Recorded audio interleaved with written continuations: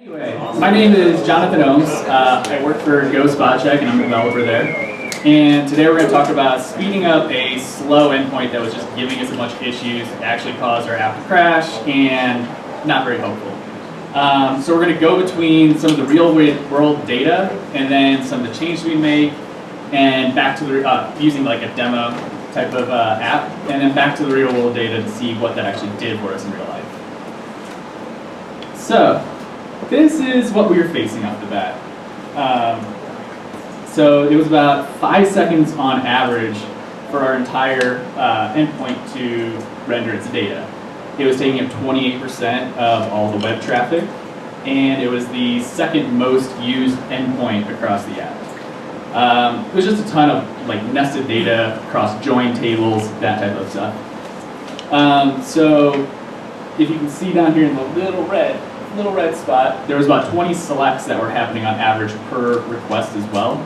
So basically that means there's about 1,200 hits to Postgres every minute, and our app score was about 12%. So people weren't very happy. That's basically like 12% of the users not happy, or we're the only happy ones out there. All right, so we're gonna start with Bulbasaur down here, and we're gonna create a couple of Pokemon, Bulbasaur and Ivysaur, and write a controller spec that basically says, hey, we're gonna render out this data, and it's gonna come back. So yeah, after writing the spec, we'll go ahead and make it pass. Everything's great, cool. So we're looking great. Except for not too terribly great. The way we wrote it, there's actually hitting 722 selects per request for every single Pokemon that's out there. So we need to kind of backtrack. Think about this a little bit. Rendered in 189 milliseconds and 1300 millisecond response time. So yeah, Charizard, Blastoise, awesome. Venusaur, you know, he's kind of doing his best where we can. All right, so let's go back to the controller. If you're working in Rails, simplest thing you can do at this point is just include Pokemon type, and we'll make that request again. It does a single select from the database at this point. It only spends about 9.3 milliseconds in active record with a 420 millisecond response time. Awesome. There we go. So what we want to do next is, if you've been playing Pokemon Go, there are tons of locations out there for your Pokemon to appear. So what we want to do is add locations. So we go into our spec, we write up like we're going to receive some lat and longs for these different Pokemon, and then we're going to go ahead and write the controller and get back to locations. Everything's looking good. We also need to make sure that we add locations into the include over here as well, just to make sure we keep it in one query. But we are going to have to iterate over our locations currently to pull out the lat and long, so we can actually format the JSON to how we want it to look. Because in Postgres it's just a point, it's just a XY coordinate. So, going up from there, what if our data starts to grow? What if we have 5,000 locations that these Pokemon are at? Well, in Pokemon Go, around Denver, that would be about 980 Pidgeys out of the 5,000. So, throw 980 Pidgeys out there, let's make that request again, and we spent about 57 milliseconds in active record, not terrible. But we're hitting over a second for a total response time.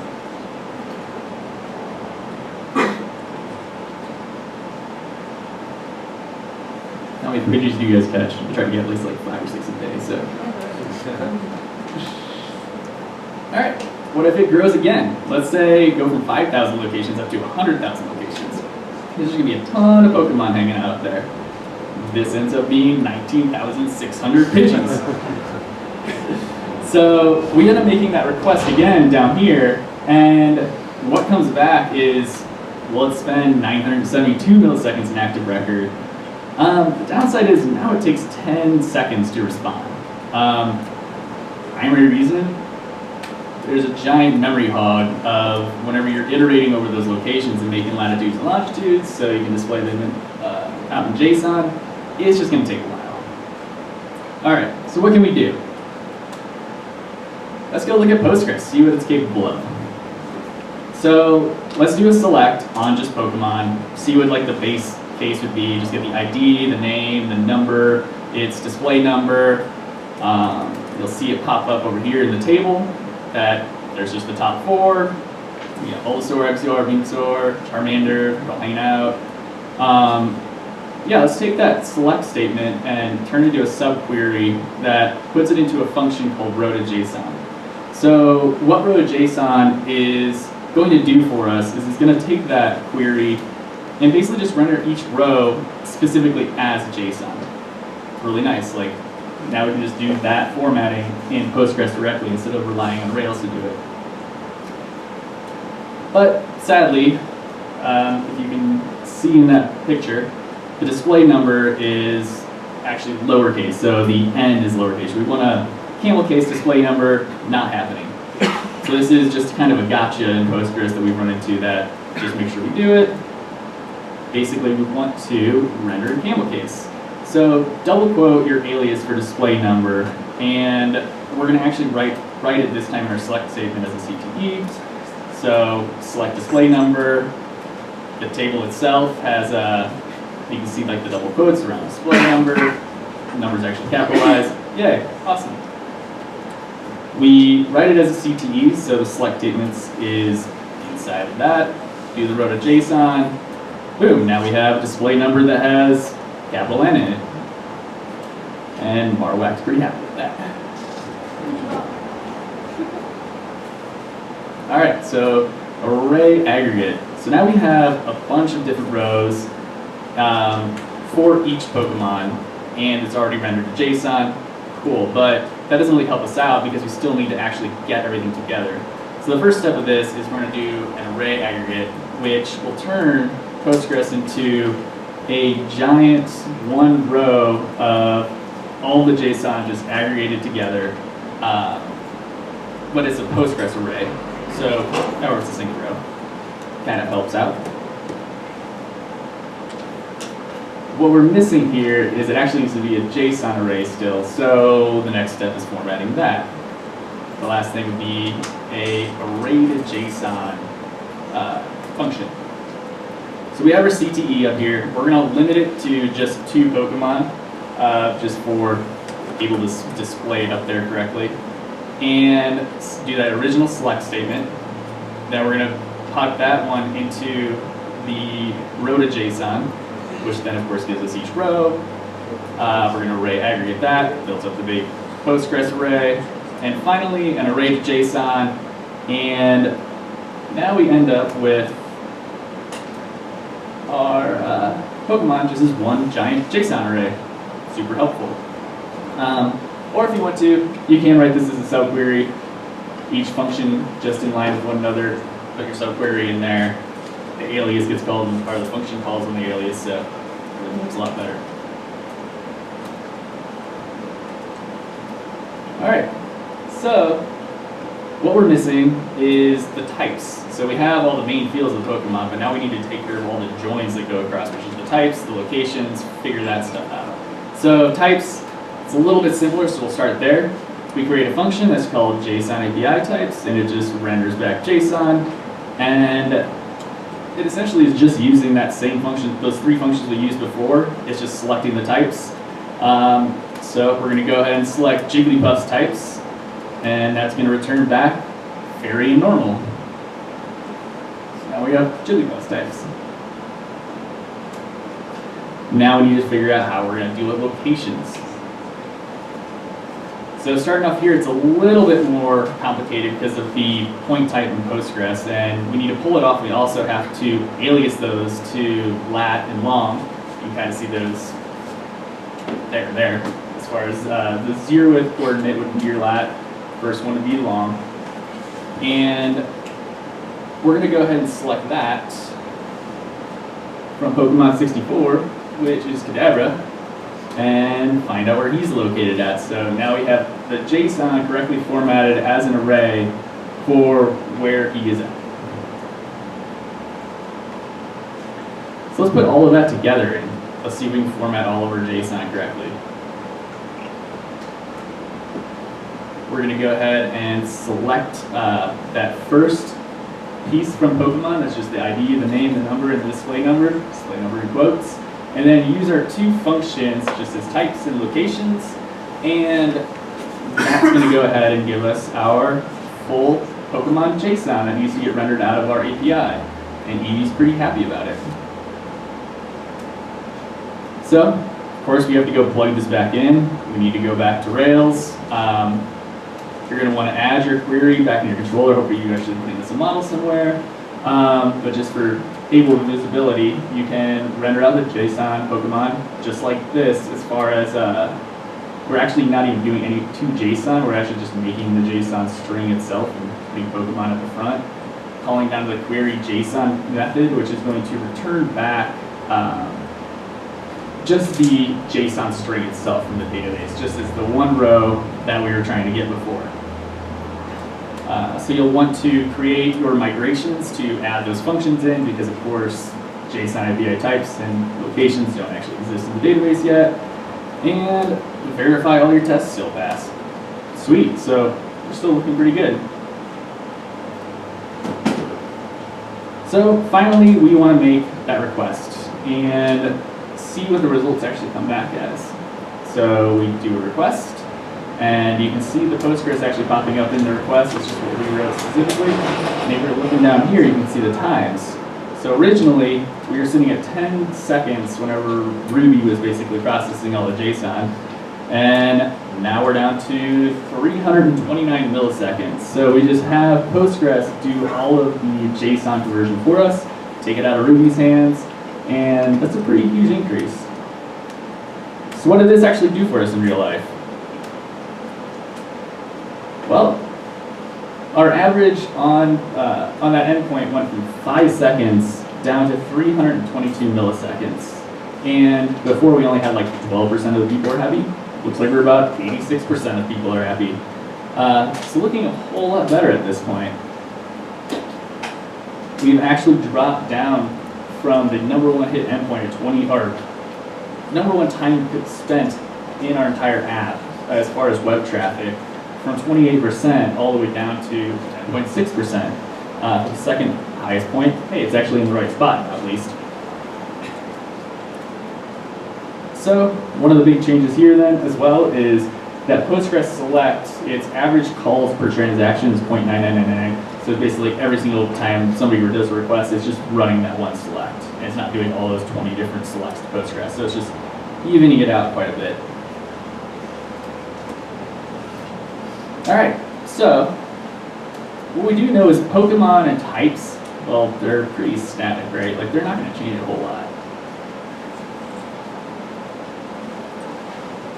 But what will change are locations. So it might not change frequently, but obviously you catch something and it's not there anymore. So let's go ahead and move the JSON that we were running in the controller and just put that into its own function as well. So now we have a JSON API Pokemon function that takes the ID of a Pokemon and just returns back all of the JSON for that Pokemon directly. And of course, if you have, if you can do this in your application layer, you don't have a ton of, you can just use regular callbacks. We'll first need to create a table for storing that JSON.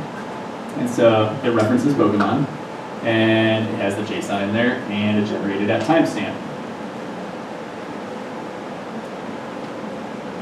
So the next piece of this is now we need to make, on the JSON Pokemon model in Ruby, we're going to go ahead and basically delete any entry, like if any time a location updates, we delete any entry for those in this JSON table, and then reinsert that row back in there. So you want to query for the JSON itself, reinsert it back into the table, and notify the JSON Pokemon of its updates, and all the requests will now come from a single query. So before, when we were hitting those requests, we were hitting 3 different tables, hitting Pokemon, types, locations. Now we're just going to be hitting one single table and rendering that out. So say that you have your app spread across multiple, or your database is getting used by multiple apps, and so you can't keep that type of logic in the application layer. You have to drop it down into the data layer. We can create what we call a trigger and a trigger function. So this is the trigger function. It's basically going to do the exact same thing Ruby was just doing, but it's just going to do it directly in Postgres on any time those updates happen. So the function itself returns a trigger. You get access to the records that is getting acted upon, so typically it's going to be a location. And so where you see up there, old and new, they're actually Pokemon location records. And you can do, if it's a delete, you can say old, because you're deleting it, Pokemon ID. Otherwise, it's insert and update, so you can just use new Pokemon ID. So you get the Pokemon ID, and then we're going to delete that entry, any entry that exists for that in the JSON table. And finally, reinsert it back in. And of course, you have to actually create the trigger. And so you're creating a trigger that an insert, update, or delete on Pokemon location is going to execute that and insert that row back in for you.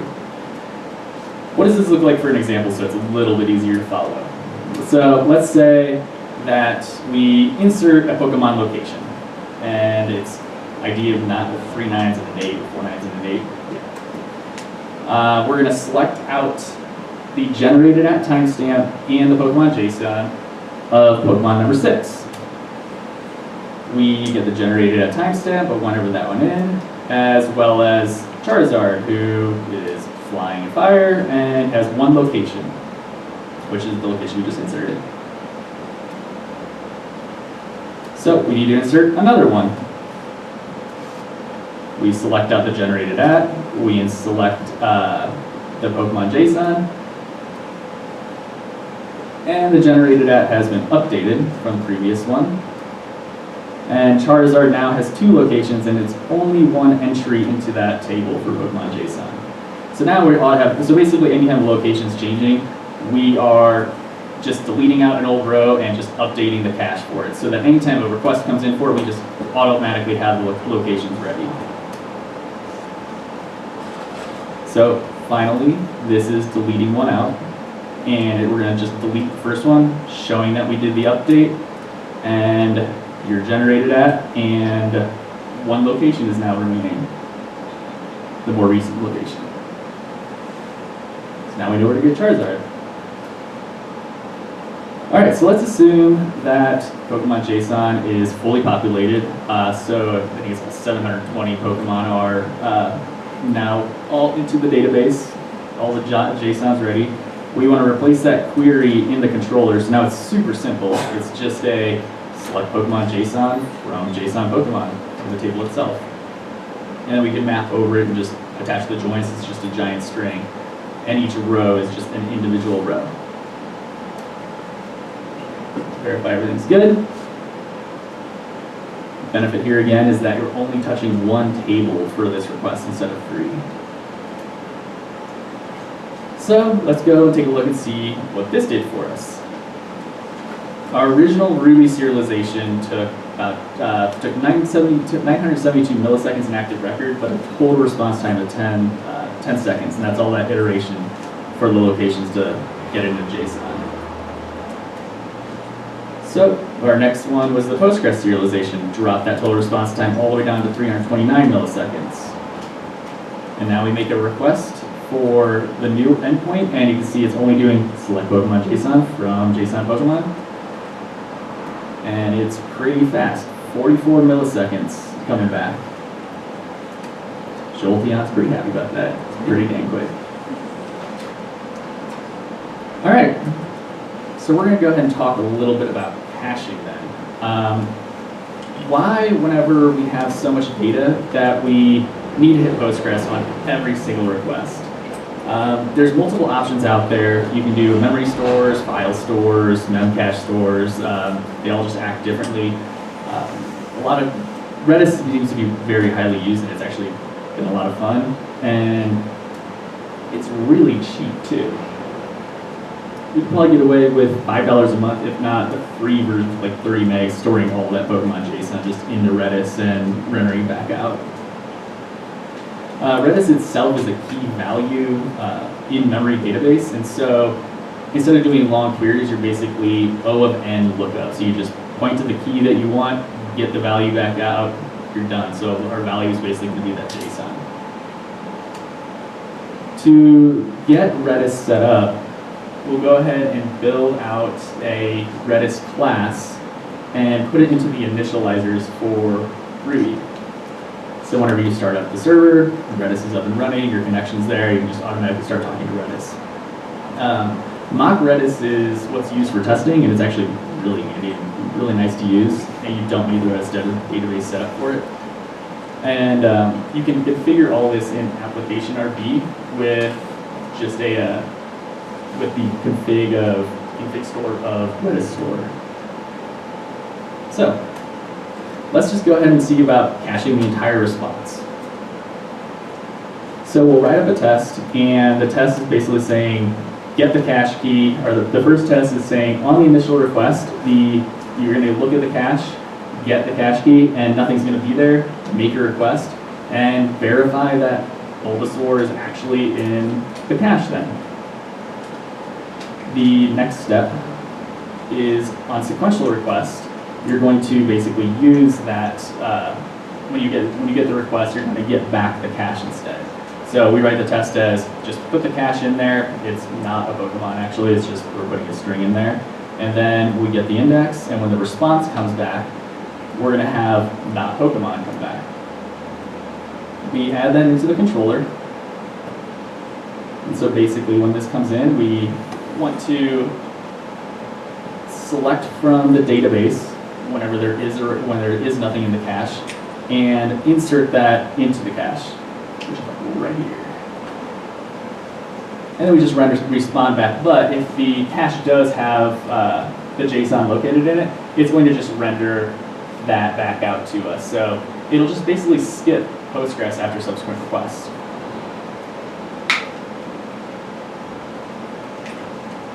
So what does this look like?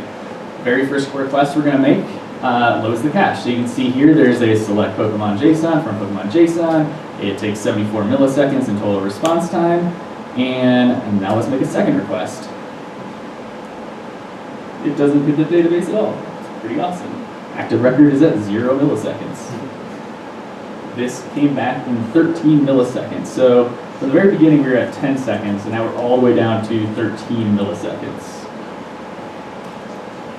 We're looking at a 99.87% improvement on that.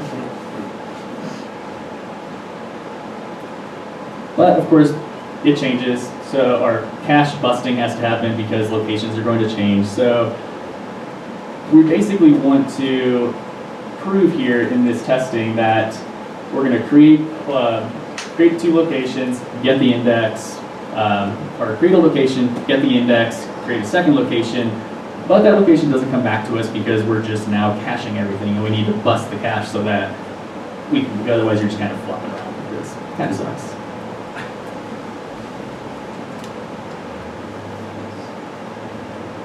So let's calculate a cache key. We're now going to go back and use that generated at timestamp that we had before and pull that out as an integer and just tack that onto the end of our key. What that does for us is it's a relatively very quick query. If you're saying order everything by generated at descending, give me the most recent, and then limit it by 1 so you're only getting the very first row, and pulling that out of Postgres, and then using that as your key. The problem is you have old data that does get abandoned out there, so what that looks like if you're visualizing this in Redis is Pokemon JSON, here's our original one, so that was what the cache was always hitting. But now these other 3 down here are basically timestamps tacked onto the end whenever locations were updated, deleted, inserted, anything was just changed basically. So, how do we get rid of that old data?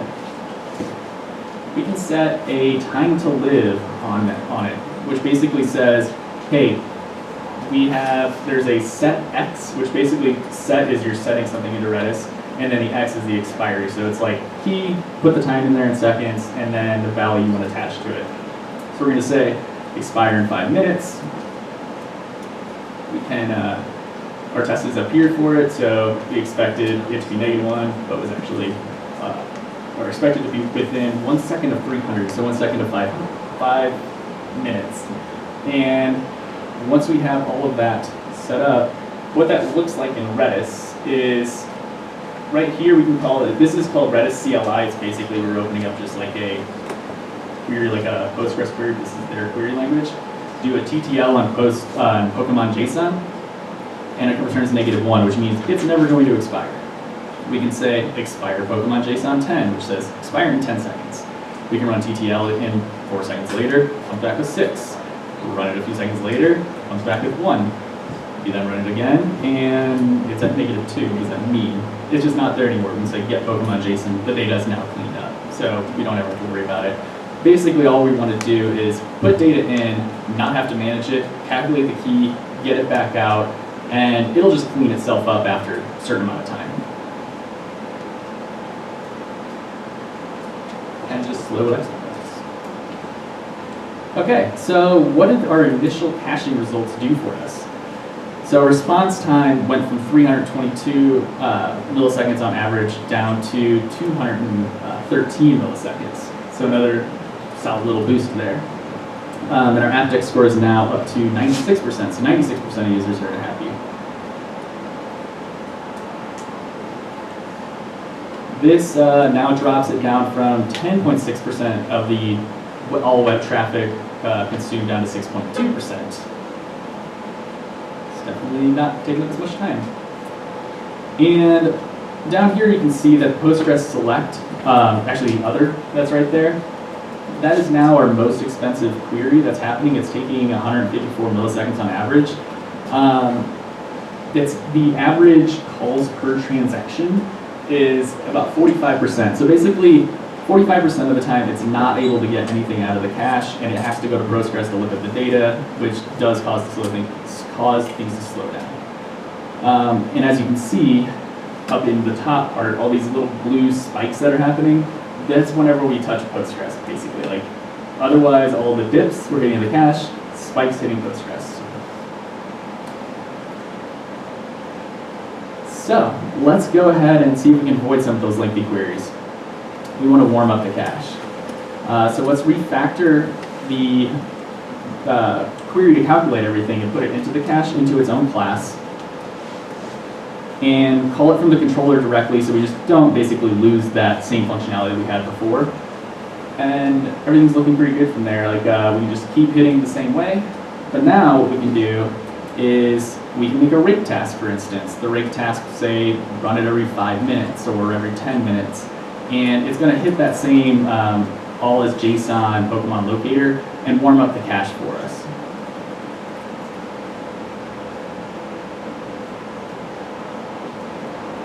And then there's also callbacks that we could do if we can just keep it in the application layer. And basically on, after a create happens, we can just call Pokemon locator and rewarm the cache for us. Things that you want to consider would be different time periods that you want to like populate it. Do you really have to hit the database and warm the cache every 10 minutes? Can you do it every day? Can you do it like every couple of days? Just think about the different times. And then think about different ways that you need to expire things as well. Like, do you want something to last 5 minutes? If you're doing authentication, maybe you can make it last for like a minute and then close it out so the session goes away. So what did cache warming get us? So now we are all the way down to an average of 45 milliseconds per transaction on that endpoint. It was at 5 seconds in the very beginning. In a real world situation, this is really good. Our app deck score is floating between 99% and 100%. So people are pretty happy with this endpoint at this time. And now you can look down at the transactions that are happening, and you don't even really see Postgres getting called anymore. Instead, you see this mget going on. Actually, you see the Postgres other down there as 0.05. So about 5% of the time, once the cache is warm, we're actually hitting Postgres. The mget is now Redis getting all the data from or getting all the cache, which only takes about 6 milliseconds. It's pretty speedy. So this dropped it all the way down to 1.89% of all of our web traffic, which was at 6.2% of all the web traffic. It actually, if you look at the red, or the orange one down here, which is the one we've been focusing on, is the index for that controller. The red one is the show. So basically, index, we're getting the entire list, and the show, we're just asking for one of them. And the show now takes up more time because we haven't done anything with it, and it just lives in Ruby and uses active record to get everything out. So this last little piece, we're going to talk about splitting up data, because right now we're caching everything as one giant JSON array for the entire response into Redis. And really, if you have multiple users, you're going to have multiple pieces of JSON that are stored in different sets of data, and you don't want to like you wouldn't want to like put 50 Pokemon into everybody else's cache for that user.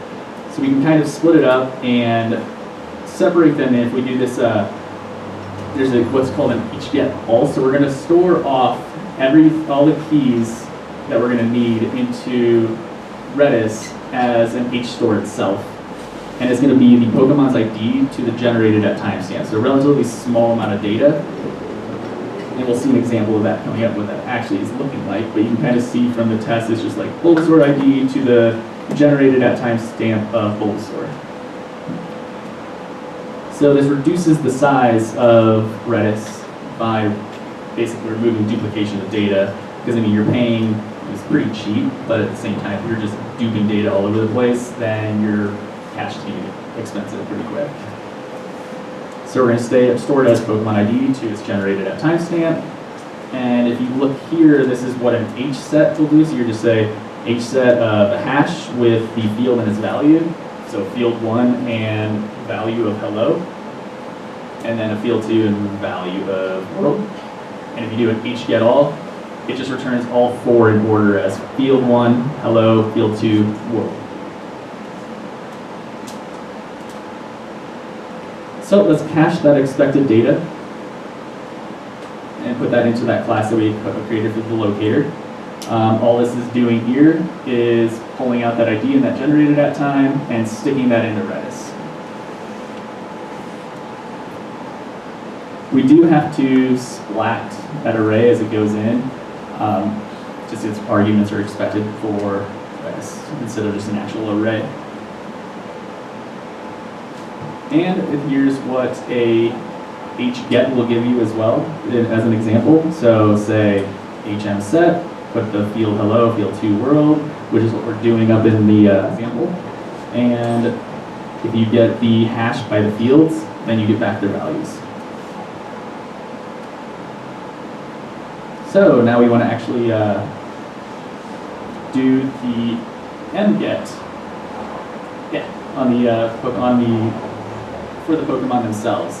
So if we store off by, say we calculate the keys, and the keys are Pokemon, JSON, Bulbasaur's ID is generated at timestamp, and then we try to get that with the mget, we get nil. Mget basically says get all these values for all these keys. So nothing comes back, we're going to call make our request to that class, and it's going to get populated with the JSON that's in there. So as you can see up here, we're going to be doing that query on the database, pulling the data out, and then caching it. The last step of that is just building that back up from those different values. So we have to calculate the timestamps of, so we do the hget get all the keys, build up the keys for each Pokemon individual's JSON, and pull that back out. You want to, the reason we also want to split this up is you only want to fetch what you can actually query for. Like if you have 10 Pokemon that are stored and 4 are not, or 10 that are cached and 4 are not, you'll get the 10 out, or saying that wrong. You'll get the 10 out, and then you'll want to go query the database just for those 4 instead of querying everything every time. So you'll notice in the cache keys I was using colons. What does this actually do for us? So our Pokemon hash, we put Pokemon hash colon, and then the timestamp. What that gives us is basically a directory looking structure in Redis, where you have the hash up there, and then the JSON piece down below is separated by Pokemon, JSON, and then the ID of the Pokemon and its timestamp that it was generated at. We look at the HStore for the hash. You can see the key up at the top, and those are all the values. So you have a key of 492, that would be Pokemon ID of 492, and its value for the generated at time. And finally, you can put those two pieces together, pass that back to Redis, and you get that Bulbasaur if you put in just the 1 for the ID. So that gives us our JSON.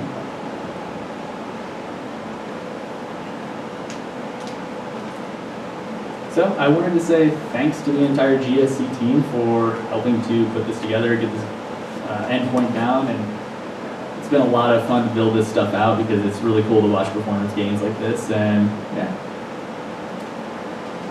Anyway.